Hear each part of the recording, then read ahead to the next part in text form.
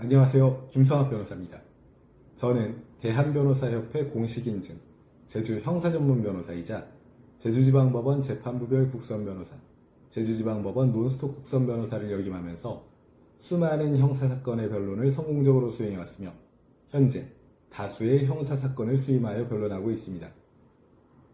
형사사건 스페셜리스트로서 오늘은 형사고소 및 고소인 조사 시 주의할 점에 대해서 설명드리겠습니다. 고소는 범죄의 피해자 또는 그 법정 대리인이 할 수 있습니다. 따라서 고소장을 제출하기 전에 자신이 해당 범죄의 고소권자인지 확인해야 합니다. 특히 자기 또는 배우자의 직계존속에 대해서는 원칙적으로 고소할 수 없다는 점을 유의해야 합니다. 다만 가정폭력 범죄나 성폭력 범죄에 대해서는 예외적으로 직계존속도 고소할 수 있습니다. 또한 친고죄의 경우에는 고소기간이 제한되어 있으므로 범인을 알게 된 날로부터 6개월 이내에 고소해야 합니다. 고소장의 형식에는 특별한 제한이 없으나 고소인과 피고소인의 인적사항, 고소사실, 증거방법 등이 명확히 기재되어야 합니다. 실무상 수사기관은 고소장 양식을 제공하고 있으므로 이를 활용하는 것이 좋습니다. 고소장에는 다음과 같은 내용이 포함되어야 합니다. 고소인의 성명, 주소, 연락처 등 인적사항, 피고소인의 성명, 주소 등 인적사항, 다음 피고소인의 처벌을 구한다는 의사표시로서의 고소 취지, 범죄 사실의 구체적 내용에 해당하는 고소 사실, 증거물, 증인 등 증거 방법 등을 기재해야 합니다. 특히 고소 사실은 구체적으로 기재해야 하며 범행의 일시, 장소, 방법, 결과 등을 명확히 특정하는 것이 중요합니다. 또한 고소인이 법인인 경우에는 고소인뿐만 아니라 고소인 조사를 받을 사람의 성명과 연락처도 함께 기재하는 것이 좋습니다. 고소는 대리인을 통해서도 할 수 있습니다. 이 경우 고소권자로부터 적법하게 대리권을 위임받았음을 증명할 수 있어야 합니다. 실무상으로는 고소권자의 인감 등을 첨부한 고소대리인 지정서를 고소장과 함께 제출하는 것이 일반적입니다.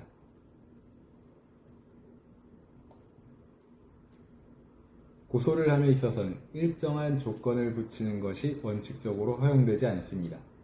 이는 형사 절차의 획일성을 해치고 국가 형벌권의 행사를 지나치게 개인의 의사에 좌우하게 되기 때문입니다. 고소인 조사는 수사의 방향을 결정짓는 중요한 단계입니다. 따라서 고소인은 고소인 조사에 앞서 사건의 전체적인 흐름과 주요 쟁점을 정리하고 관련 증거자료를 체계적으로 준비해야 합니다. 특히 사건의 시간적 순서에 따라 일어난 일들을 정확히 기억하고 설명할 수 있도록 준비하는 것이 중요합니다.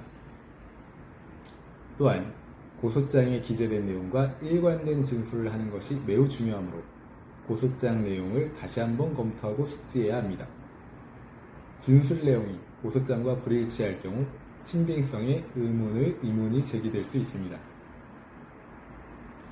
고소인 조사에서는 감정적 표현이나 주관적 판단보다는 객관적 사실을 중심으로 진술하는 것이 중요합니다. 기억이 명확하지 않은 사항에 대해서는 추측으로 진술하지 말고 기억이 명확하지 않다고 솔직하게 답변하는 것이 좋습니다. 또한 고소인 조사 시에도 고소 사실을 뒷받침할 수 있는 증거자료를 체계적으로 제시할 수 있습니다. 증거자료는 시간 순서대로 정리하여 사건의 전체적인 흐름이 파악될 수 있도록 하는 것이 좋습니다. 또한 각 증거자료가 어떤 고소사실과 관련이 있는지 명확히 특정할 필요가 있습니다. 고소인 조사가 끝나면 수사관은 조사 내용을 바탕으로 조서를 작성합니다.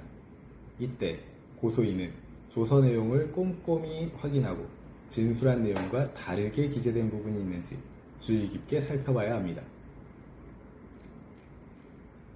제주 형사전문변호사로서 강조하자면 형사고소 및 고소인 조사를 진행하고자 한다면 앞서 살펴본 사항들을 반드시 명심하시기 바랍니다. 현재 형사고소에 대한 법률적 도움이 필요하시다면 언제든지 제주 형사전문 변호사 김성학 법률사무소를 찾아주시면 신속, 정확한 해법을 제시해드리겠습니다. 조금이나마 도움이 되셨으면 합니다.